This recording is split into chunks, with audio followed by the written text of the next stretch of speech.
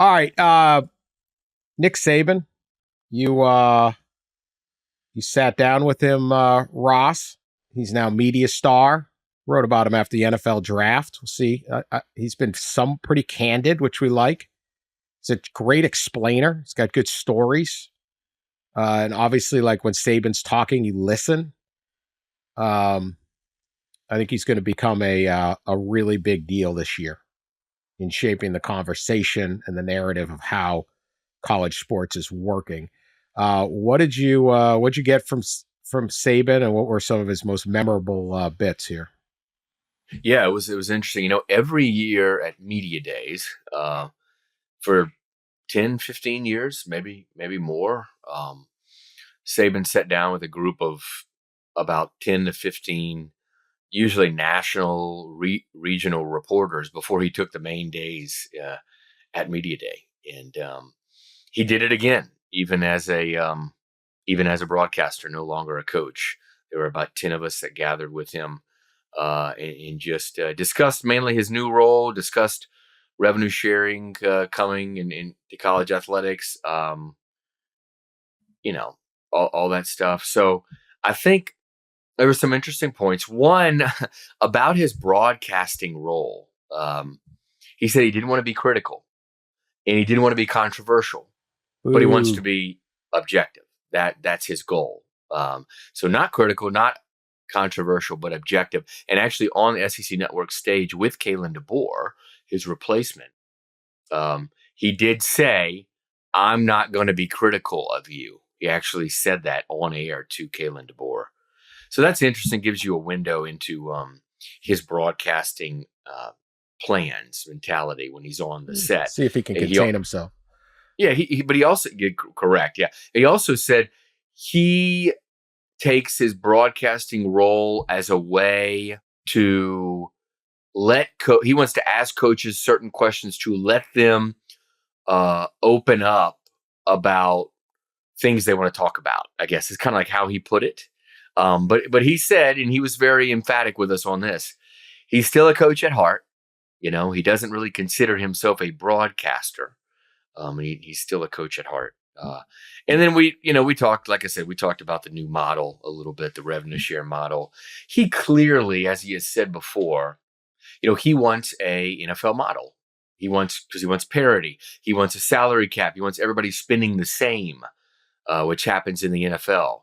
A couple of things he said were, which he said some of this before, but we're creating a caste system in college sports in the NIL era, and you have the have and have nots. Now the argument against that obviously is like he was part of the caste system. he was the number one beneficiary.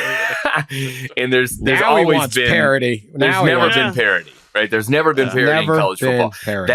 That's it was in my story today, right? I wrote that's a trademark, kind of like a hallmark of college football, is the high resource, historically successful programs dominating recruiting and then dominating on the field. That's been like that forever. But he does want an NFL like model. And that's what, and one last thing I'll say is we did talk about a couple of things that he's doing now that he didn't as a coach. Number one, he's texting. He is texting now fairly consistently, it sounds like, but he did say that he's having a little trouble with punctuation on text messages. So he hasn't overcome that. And the other thing he's doing a lot more of is golfing. And I tweeted this quote out from him. It was too good to hold for any story, but he tries to play golf when he's home in Tuscaloosa every morning at 7:30, gets to the course. And that way he's back home by 11 or 11:30. And he said he can't get to the ninth hole without a text from his wife, Terry, asking him to do this and to do that when he gets home. He said, "Can't you at least let me finish my round?" All right. I got multiple questions on that, but let me just start with this one. Then we're going to have Pat discuss his. I'm concerned at his philosophy on broadcasting. I don't believe it. I hope not. We don't need more platforms for coaches to explain their troubles. Good God. Jeez. Stop godding up the coaches, coach. He's said he plays golf at 7:30. He's home at 11. What kind of round of golf is this? We say 11:30. Yeah. Hey, man, he's efficient. If I don't know, I've played in 2.5 hours. Did they clear the course for him? Is he the like? Well, Nick Saban wastes no time at all, right? That was actually an issue at Media Day. The way ESPN constructed his schedule gave him windows, breaks. He doesn't want any breaks. He wants to go back to back to back to back. He wants no downtime. So I can imagine him on a golf course, Dan. It is nonstop. I'm sure there's no breaks. He's getting in the cart. He's going to the ball. He's hitting. He's getting in the cart. He's going to the ball. He's hitting. I can imagine it's like a 3-hour round of golf. All right. I got a big question here on this Miss Terry quote. The honey-do list. You can't get 9 holes before Miss Terry's texting him with the honey-do list. And I think it's a people's court because this thing kind of this got to me. This is what I spend more time thinking about than whether Ole Miss's linebacker depth is going to be good enough. Now, I wouldn't know how this situation works because my wonderful, beautiful wife would never, ever text me while I'm playing golf with things to do. That would just never. I mean, Ross in a tweet says Nick Saban is the rest of us. You might catch a stray on this, Ross. Yeah. He's one of us. Okay, Dan. So I have 4 scenarios on what Nick Saban is doing here. 1, does he have a death wish?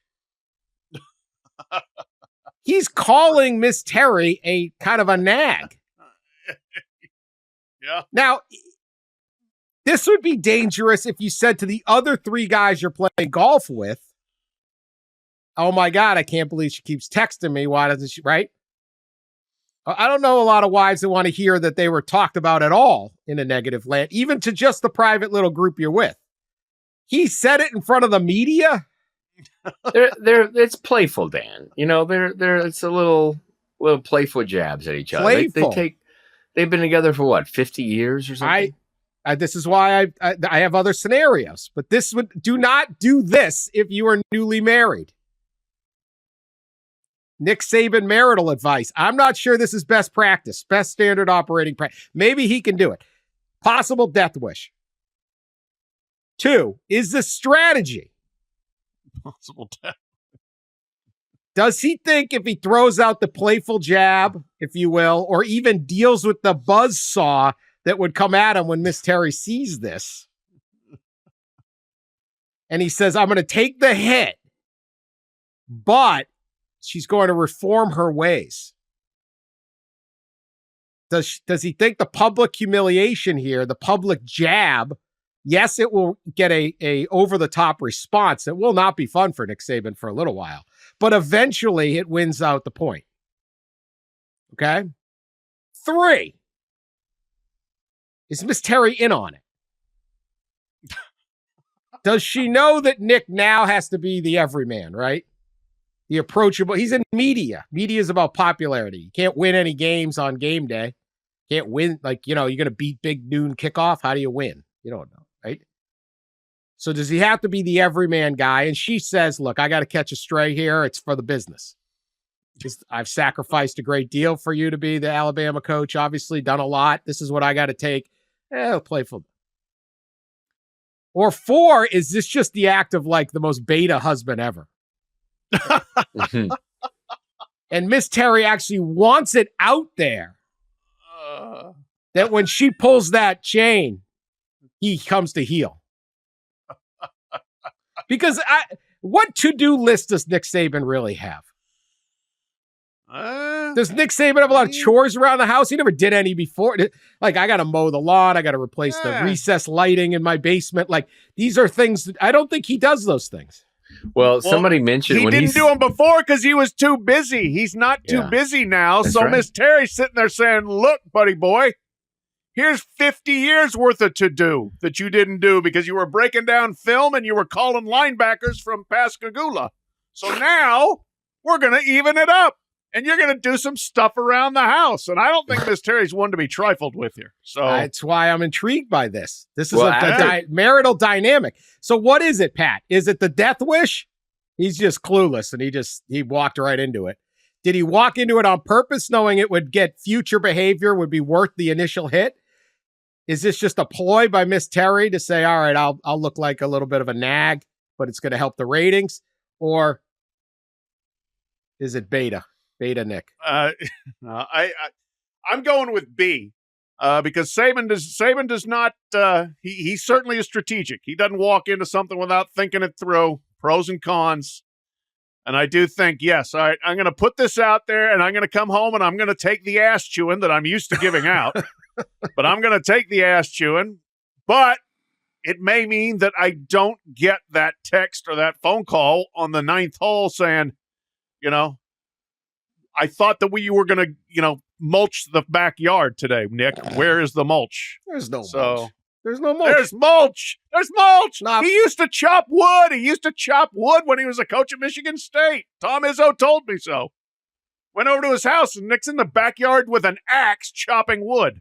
So, yes, he mulches.